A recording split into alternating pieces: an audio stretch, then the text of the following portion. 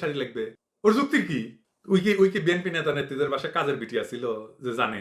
তবে কাটাল রানীর এই বিস্ফোরণ একদিকে ভালোই হইলো, আমাদের আন্দোলনের বিরুদ্ধে আওয়াজ তুলিয়া সে আন্দোলনকে আরো আগায় নিয়ে যেতে সাহায্য করলো। যত বেশি বয়কটের বিরুদ্ধে বলবে আর তার কথা শুনে জনগণ তত বেশি ভারতীয় পণ্য বয়কট করবে। হাসিনা দেশি পণ্যের বিরুদ্ধে বলছে, কিন্তু দেখেন দেশি পণ্য আমাদের এই বয়কট আন্দোলনের ফলে কি রকম ভাবে দেশি পণ্যের বেচা বিক্রি বাড়ছে, তাদের সমৃদ্ধি হইতেছে। শোনেন গ্রামের একটা দোকানে শোনেন, কোহিনুর কেমিক্যাল তিব্বত।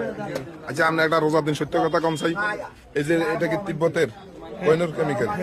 আচ্ছা কোহিনুর কেমিক্যাল এই যে তিব্বত কোম্পানির, আপনার তো হাতিয়া মার্কেটিং ইয়েতে আছে, 1-1.5 মাস 2 মাসে আপনাদের সেল কি আগের তুলনায় বাড়ছে না কমছে? কত পার্সেন্ট বাড়ছে একটু জোরে বলেন। 50% মতো বাড়ছে। থ্যাংক ইউ কাটাল রানী, চালায়া যাও। কাটাল রানী এই কাম কইরা আবার প্রমাণ করলো যে সে বাংলাদেশে ভারতের প্রধান স্ট্র্যাটেজিক অ্যাসেট। স্ট্র্যাটেজিক অ্যাসেট মানে কি জানেন? কৌশলগত সম্পত্তি। এবং ভারতের সে সুতার টানে ওঠানামা করে। সুতাটা কাইটা না দিতে পারলে, অর্থাৎ ভারতকে দেশ থেকে তাড়াইতে না পারলে এই মাতারি তার দুষ্কর্ম চালাইয়া যেতে থাকবে। তার কাছে বাংলাদেশের স্বার্থের সূত্রা পাতার সমানও দাম নাই। সে সদা ব্যস্ত বাংলাদেশের স্বার্থ জলাঞ্জলি দিয়া ভারতকে আরো কত দিবে। আমরা যদি ভারতকে একটা কোণার মধ্যে হান্দা দিতে না পারি, তাইলে এই হিংস্র দানবের কাছ থেকে আমাদের জাতি মুক্তি পাবে না। এই ব্যাপারে আমাদের কোনো ধরনের দ্বিধা বা দ্বন্দ্ব বা কনফিউশন যেন না থাকে। ওই মুখ দিয়া যে কি খায় আর কিছু সে তা আমরা জানি কি জানি না, ক্ষুদ্রতারা হাসিচ্ছে আমার। তুমি কিছু শো আমরা কালে জানি।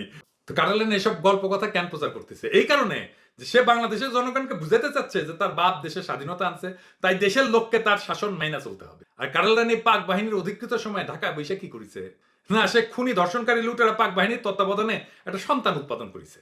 ওই সন্তান বড় হইয়া এখন হয়েছে জয় ডাকাত। ওই যে কুত্তা নিয়ে বসে আছে, কুত্তাটা গেলে সুন্দর আছে।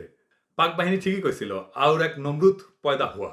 শুনেন হাসিনার নিজের মুখে শুনেন। ওরা জানে যে আমরা নাম কি, যে আমার মনে হয় যেটা। তো জিজ্ঞেস করো তোমার ছেলে হয়েছে নাম কি?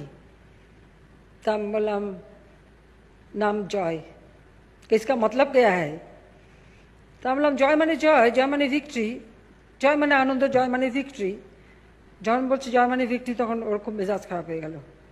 ও ঘুরে যখন চলে যাওয়ার সময় বলতেছে और एक नमरूद पैदा हुआ।